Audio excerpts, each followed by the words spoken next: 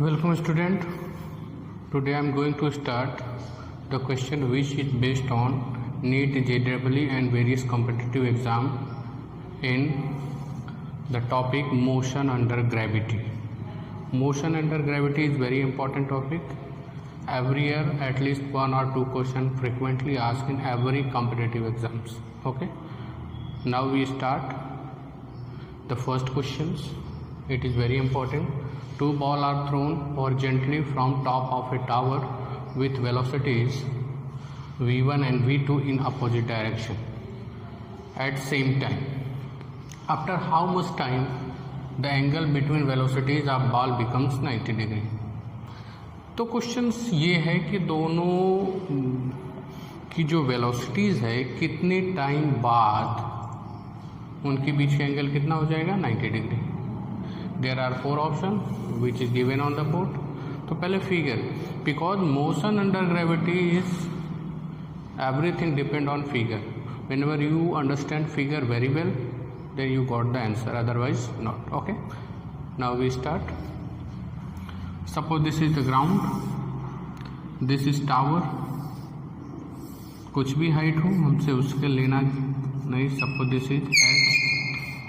यहाँ से दो बॉल को प्रोजेक्ट किया, पहले को v1 से और दूसरे को बेटा किससे v2 से. ओके, एक की वेलोसिटी पॉजिटिव एक्स डायरेक्शन की तरफ है, दूसरे की initial velocity negative X direction की तरफ.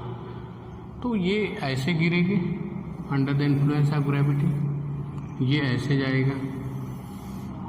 तो कह रहा है कितने टाइम बाद दोनों के बीच का एंगल क्या हो जाएगा आपका 90 डिग्री होगा. तो थिंक अबाउट दिस. कैसे हम इसको सॉल्व करेंगे? आसान है, सिर्फ प्रॉपर्टीज लगाना है. तो देखते हैं कैसे. दोनों की वेलोसिटीज डिफरेंट है, तो कुछ टाइम बाद दोनों के बीच का एंगल 90 डिग्री होगा तो कोई ऑप्शन से ज़रूर आएगा. तो let assume at time t the angle between two velocities are कितना हो जाए 90 डिग्री हम मान लेंगे. Is that clear? ये t इक्वल टू 0 पे the initial velocity of this two ball, first one is positive x, second one is negative. जाहिर सी बात अपोजिट बोला है तो एक को इधर करोगे तो दूसरे को इधर करना पड़ेगा. This is y axis, this one is. तो पहले की वेलोसिटी निकालते हैं. v equal to u v1 I cap, velocity of first ball. Okay, v लिख लेते हैं, चलो उसको v डैश लिख लेंगे, प्लस gt. क्यों ऐसा मैंने किया? क्योंकि ग्रेविटी किधर की तरफ है बेटा, नीचे की तरफ, तो जी को पॉजिटिव. आप नेगेटिव भी अज्यूम कर सकते हो, तो नेगेटिव अज्यूम करना तो दोनों के लिए करना पड़ेगा.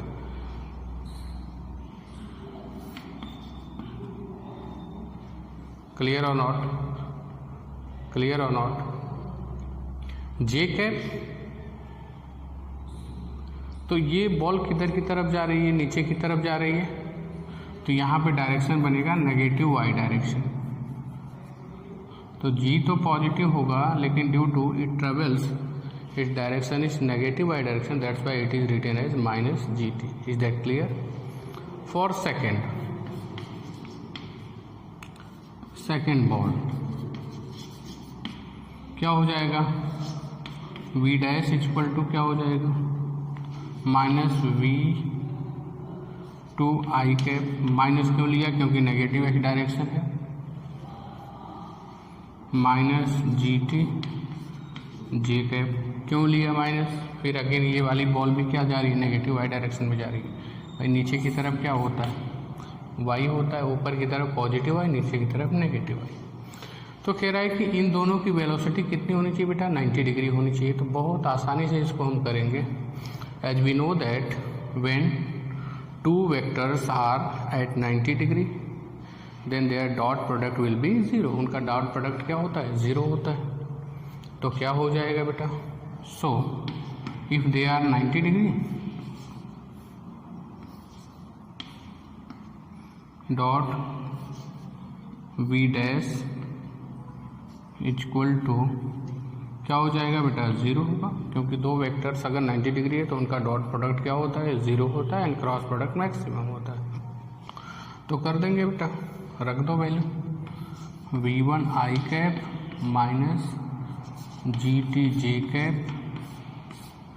Dot minus v2 i cap minus gt j cap equal to क्या होगा, 0 होगा। तो मैंने आपको डॉट प्रोडक्ट और क्रॉस प्रोडक्ट में सिखाया था जब भी वेक्टर, मैंने थ्योरी लेक्चर में, कि जब भी डॉट प्रोडक्ट करते हैं तो i के कोफिशिएंट का मल्टीप्लाई i के साथ करते हैं और j के कोफिशिएंट का मल्टीप्लाई j के साथ करते हैं। तो इधर i का कोफिशिएंट इसके साथ है तो ये हो जाएगा बेटा, इसके बाद देखना i का कोफिशिएंट v1, i का कोफिशिएंट माइनस v1, तो क्या हो जाएगा, माइनस v1 v2। अब देखना इधर कोफिशिएंट gt माइनस gt, इधर भी माइनस gt, तो माइनस माइनस क्या हो जाएगा, plus g square t square equal to क्या हो जाएगा, 0। Is that clear? Further g square t square equal to क्या हो जाएगा, v1 v2। हमको टाइम चाहिए, इसके बाद देखो t square equal to v1 v2 upon g square, तो t इक्वल टू क्या हो जाएगा, अंडर रूट v1 v2 अपान क्या हो जाएगा जी। Which option is correct? B option is correct. This question is asked in AIIMS 2016। Is that clear? Now we are moving towards next question. सब property लगाना है, चीज़ों को एनालाइज करना है। Okay, now we are moving towards next question which is given on the board. A ball is dropped from a high-rise platform t equal to 0, starting from rest. After 6 seconds, another ball is thrown downwards from same platform with a velocity v. If two ball meets t equal to 80 seconds, what is the value of v? There are 4 options: 74 meter per second, 64 meter per second, 84 metre पर second and 94 metre पर second.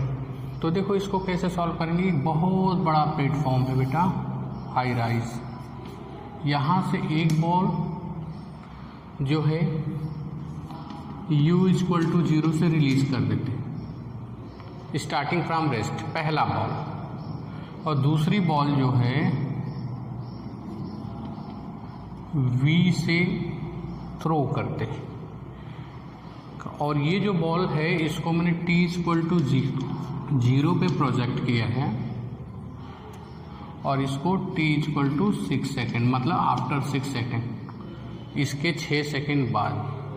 लेकिन question में बोल रहा है if two balls meet at t equal to 18 second, 18 second के बाद दोनों कहीं पे मिलते हैं, तो what is the value of v? तो देखो यहाँ सोचने वाली बात है कि जो पहली वाली बॉल होगी 18 सेकेंड में जितना डिस्प्लेसमेंट ट्रेवल करेगी या जितना डिस्टेंस ट्रेवल करेगी मोशन अंडर ग्रेविटी के थ्रू, उतना ही डिस्टेंस ट्रेवल करेगी 12 सेकेंड में दूसरी बार, क्योंकि वो उससे 6 सेकेंड बाद मैंने क्या किया, v वेलोसिटी से ड्रॉप किया, फेंका है डाउनवर्ड डायरेक्शन। तो जाहिर सी बात यहाँ सिंपल सा प्रिंसिपल ही लगाएंगे कि पहली बॉल जितना जा रही है 18 सेकेंड में, दूसरी बॉल उतना ही ट्रेवल कर रही है 12 सेकेंड में, तभी तो दोनों मिलेंगे कहीं पे। क्लियर है कंसेप्ट? बस वो कंसेप्ट लगा देंगे, आंसर आ जाएगा। तो मैं क्या लिखाऊंगा, फॉर फर्स्ट बॉल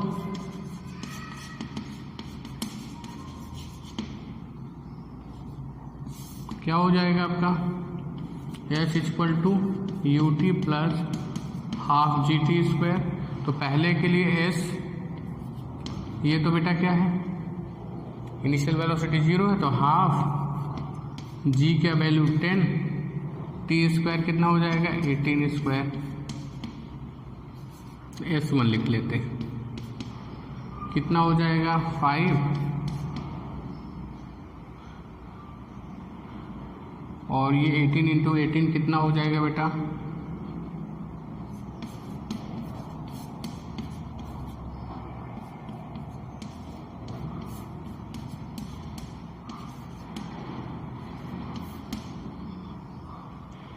ठीक है।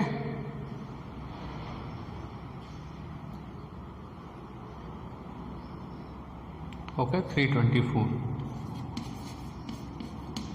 इतना मीटर होगा। 5 से भी मल्टीप्लाई नहीं करेंगे, बाद में दोनों को बराबर करेंगे। सेकेंड बॉल के लिए देखते हैं। फॉर सेकेंड बॉल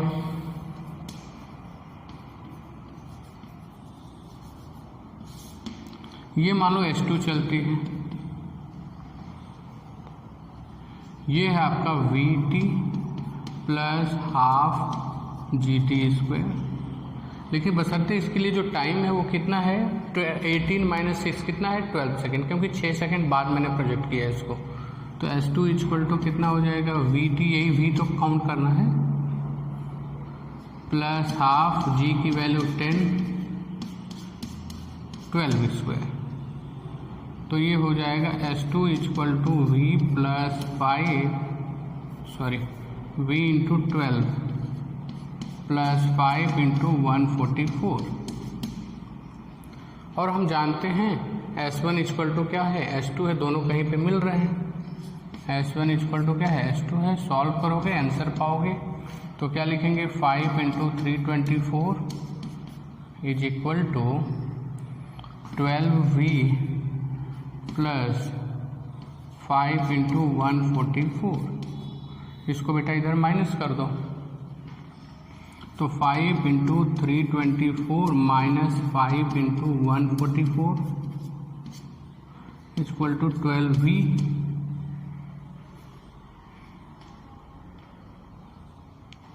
फर्दर क्या होगा, 5 को कॉमन कर लो, 324 में से 144 कैंसिल हो जाएगा, कितना हो जाएगा आपका 324 माइनस 144 0 हो जाएगा, 8 हो जाएगा आपका 180 इक्वल टू 12V। तो यहाँ पे देख लेते हैं। तो V इक्वल टू क्या हो जाएगा, 5 इंटू 180 अपान क्या हो जाएगा 12।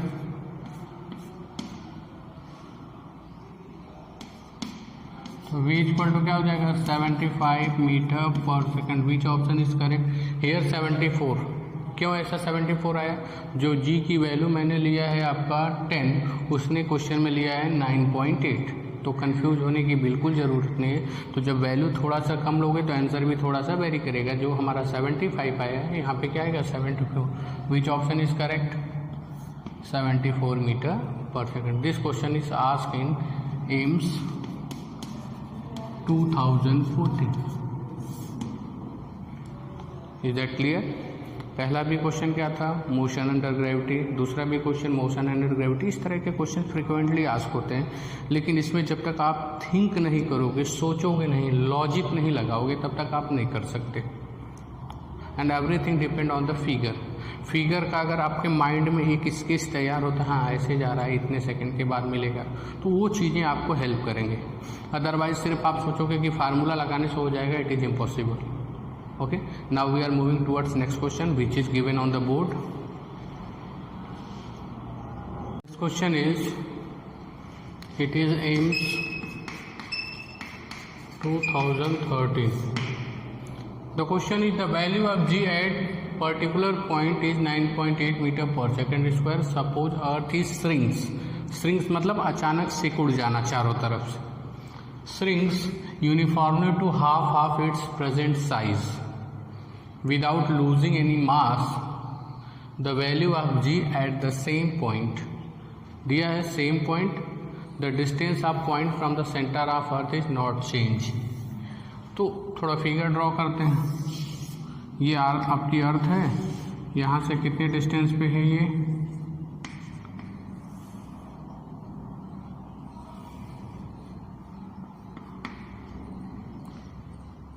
मान लो h हाइट पे है, मान लो सपोज दैट, और ये रेडियस कितनी है बेटा r।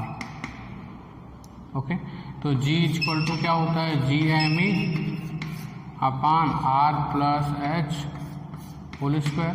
Here h is very less as compare to r, याद कर लो, तभी 9 पॉइंट आएगा, पहला कंडीशन। लेकिन जब अचानक श्रिंक कर दें, अभी इसकी वैल्यू हाफ कर दें, यानी रेडियस कितनी हो जाएगी बेटा r/2। लेकिन ये जो हाइट है बेटा, ये जो पॉइंट है उतनी ही डिस्टेंस पे है सेंटर से, वो चेंज नहीं होने वाली है, वो चेंज नहीं होना। तो पहले ये ऐसे था, चारों तरफ से r/2 कम हो गया, यानी आधा हो गया। ये भी कितना होगा, r/2 होगा, क्योंकि पहले ये था, आधा हो गया, तो r/2 प्लस r/2 कितना हो जाएगा, r हो जाएगा बेटा। और ये हाइट तो सेम है, समझना मेरी बात। तो new g dash equal to GME upon r/2 plus r/2 plus h whole square, जहाँ h की वैल्यू रेडियस के कंपैरिजन में बहुत ज़्यादा, क्योंकि डिस्टेंस तो उतनी है। तो g डैश इक्वल टू कितना हो जाएगा, GME r plus h whole square. Is that clear? That means इस g की वैल्यू कितनी होती है, 9.8। तो सेम एक्सप्रेशन तो आया। From this is 1, this is 2, 1 and 2, it is clear that g dash equal to क्या होगा, g, that means value of g remains constant, that means which option is correct, A option is correct. This question is asked in AIMS 2013. Now we are moving towards next question, which is given on the board. The question is, a rocket 2011 AIMS. A rocket is fired upward from Earth's surface, that is create an acceleration of 9.8 meter per second. After 5 seconds, the engine is off the maximum height of the rocket from the ground. तो ये rocket है, rocket की initial velocity क्या है, 0। यहाँ से fire किया गया बेटा, जो एक्सेलरेशन है a की वैल्यू अपवर्ड है 9.8 मीटर पर सेकेंड स्क्वायर। तो सबसे पहले 5 सेकेंड के लिए कितना डिस्टेंस ट्रेवल करेगा, मान लो t इक्वल टू 5 सेकेंड पे यहाँ पे पहुँच गया, t इक्वल टू 0 से मैंने प्रोजेक्ट किया, तो s equal to ut plus half at square. s equal to u का वैल्यू 0 है, हाफ a मतलब 9.8, t मतलब 25, 5 का स्क्वायर। तो कितना हो जाएगा, s इक्वल टू इंटू 25 कितना हो जाएगा, 122.5 मीटर चला।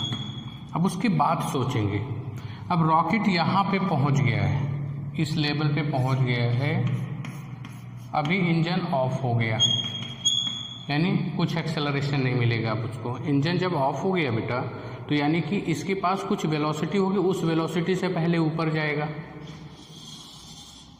तब जाके इसकी फाइनल वेलोसिटी कहीं पे क्या हो जाएगी, 0। तो पहले यहाँ की वेलोसिटी निकालते हैं। यहाँ की वेलोसिटी v इक्वल टू क्या हो जाएगा, u plus at। v equal to u की वैल्यू है बेटा 0 प्लस 9.8, t की value 5, v equal to 49 metre पर सेकेंड। तो यहाँ पे इसकी वेलोसिटी है u की वैल्यू, यहाँ पे u की वैल्यू है 5 सेकेंड बाद जो है 49 मीटर पर सेकेंड है बेटा। तो जहाँ पे जाके 0 होगा, फिर वहाँ से फिर रिटर्न हो जाएगा, एज्यूम करो। चला, फिर ऑफ हो गया, फिर जो वेलोसिटी मिली उससे और ऊपर जाएगा, लास्ट में क्या होगा, 0, 0 से फिर रिटर्न होगा शुरू होगा। तो यही एक हाइट तो मैंने निकाल चुका हूँ, ग्राउंड से यहाँ तक की हाइट आ गई है बेटा 122.5। अब यहाँ से वो जाएगा, यहाँ पे इसकी वेलोसिटी आ गई है बेटा 49 मीटर पर सेकेंड। अब यहाँ से जाएगा, फिर यहाँ पे 0 होगा, फिर लौटेगा। अगर ये हाइट हमको मिल जाए तो दोनों को क्या करेंगे, ऐड कर देंगे। तो रख लेते हैं, देखो वो हाइट कैसे मिलेगी, उसके बाद का सलूशन देखो। थर्ड इक्वेशन लगा देते हैं, v square equal to u square minus 2gh। आपको सर -2 क्योंकि अब तो जब इंजन ऑफ हो जाएगा, एक्सेलरेशन 0, अब ग्रेविटी अपना काम शुरू करेगी 9.8 नीचे की तरफ, तो माइनस लगा दिया। तो 0 equal to 49 square minus 2g 9.8 into h, तो हो जाएगा 2 into 9.8 into h equal to 49 square. तो एच इक्वल टू क्या हो जाएगा 49 इंटू 49 स्क्वायर है, तो 49 इंटू 49 अपॉन 2 इंटू 9.8। अब इसको करोगे तो हो जाएगा 5। ओके, एच इक्वल टू 2 से डिवाइड करोगे तो क्या होगा 2 2 जा 4, 2 4 जा 8। एच इक्वल टू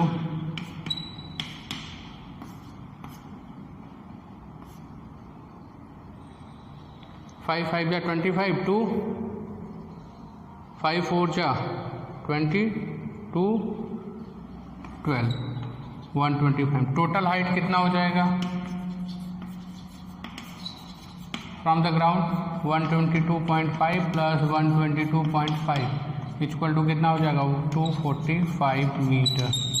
क्यों बेटा, इतनी हाइट तो आप निकाल चुके थे 122.5 और इतनी हाइट हमको और मिल गई, तो टोटल हाइट दोनों को ऐड कर देंगे। विच option is correct? Okay, this is all about motion under gravity. Next period में और कुछ क्वेश्चंस कराएंगे JEE नीट के। ओके, थैंक यू, आज के लिए इतने।